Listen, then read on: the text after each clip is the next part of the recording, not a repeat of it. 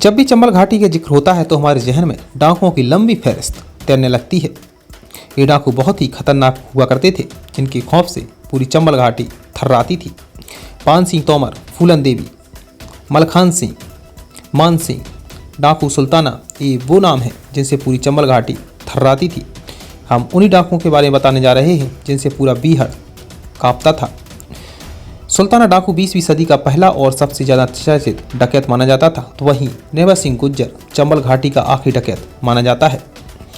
सुल्ताना डाकू 20वीं सदी का पहला और सबसे ज़्यादा चर्चित डकैत माना जाता है। सुल्ताना डाकू के बारे में ज़्यादा जानकारी उपलब्ध नहीं है, लेकिन कुछ सूचनाओं के बारे में बताया गया है कि उत्तर प्रदेश के बिजनौर जिले के नजीबाबाद में एक फूटा किला है, जिसे सुल्ताना डाकू का किला कहा जाता है। कुछ लेखकों का मानना है कि सुल्ताना डाकू का कहर उत्तर प्रदेश में 1920 के आसपास रहा है। इसके अलावा मान सिंह आगरा जिले के खेड़ा राठौड़ में पैदा हुआ चंबल का कुख्यात डकैत मान सिंह राजपूत परिवार से था और मान सिंह के खौफ से लोगों को छुटकारा दिलाने में मध्य प्रदेश पुलिस ने 1955 में भिंड जिले के एक गांव में एनकाउंटर में मार गिराया था। चंबल के कुख्यात डकैतों में आज भी मान सिंह का नाम लिया जाता है, लेकिन मान सिंह के बारे में माना जाता है कि मान सिंह गरीबों की सेवा में हमेशा ही तत्पर रहता था। इसलिए आज भी चंबल के इलाके में मान सिंह का एक मंदिर है, जहां उसकी पूजा आज भी होती है। पान सिंह तोमर भारतीय सेना का एक जवान और एक एथलीट था। पान सिंह तोमर को दौड़ने में महारत हासिल था, जिसके लिए उसे कई बार सम्मानित भी किया जा चुका है। लेकिन सेनानिवृत्त होने के बाद जब वह अपने गांव पहुंचा तो कुछ दबंगों ने उसकी ज़मीन पर कब्जा कर रखा था। पान सिंह तोमर ने पुलिस में शिकायत की, लेकिन पुलिस ने भी उसकी एक ना सुनी और उल्टे पैर उसको भागना पड़ा। इसके बाद पान सिंह तोमर ने दबंग की हत्या कर दी और चंबल का रुख किया। इसके बाद साल 1981 में पान सिंह एक पुलिस मुठभेड़ में मारा गया। इसके बाद नाम आता है फूलन देवी। फूलन देवी का नाम लिए बगैर भारतीय डकैतों की लिस्ट पूरी हो ही नहीं सकती।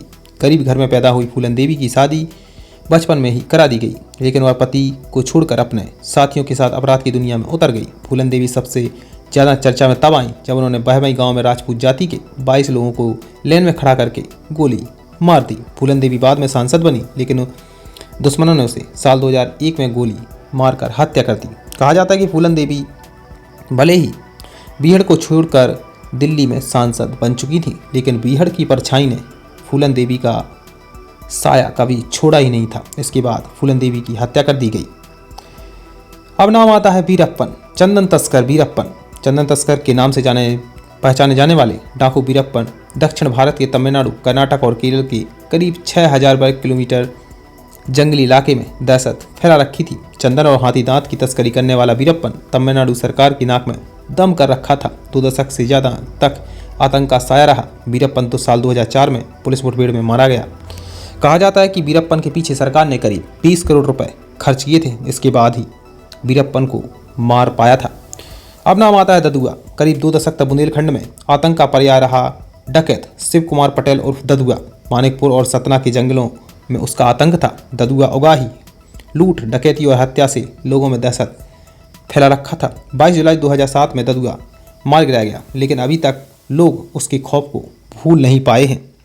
अब नाम आता है नेवा सिंह गुज्जर। कुख्यात डकैतों के लिए बदनाम नहीं मध्य प्रदेश की चंबल घाटी का आखिरी डकैत नेवा सिंह गुज्जर को ही माना जाता है। नेवा सिंह गुज्जर ने की 3 साल तक अपराधी करियर में उसके खिलाफ 205 से ज़्यादा मामले उत्तर प्रदेश और मध्य प्रदेश के पुलिस थानों में दर्ज थे।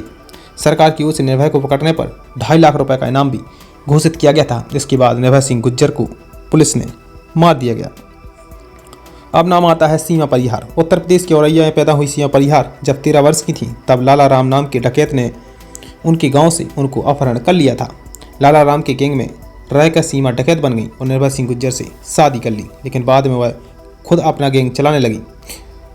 अपने 18 साल अपराधी जीवन में सीमा ने 70 लोगों की हत्या, 200 लोगों का अपहरण और 30 से ज़्यादा घरों में डकैती डालने के बाद साल 2000 में उत्तर प्रदेश पुलिस को आत्मसमर्पण कर राजनीति में उतर गई। अब आम जिंदगी जी रही हैं सीमा परिहार। तो दोस्तों, ये थे चंबल के खूंखार डकैत जिनसे पूरी चंबल घाटी थर्राती थी। दोस्तों, आप कमेंट में लिखकर बताएं कि किस बागी के ऊपर अगला वीडियो बनाएं।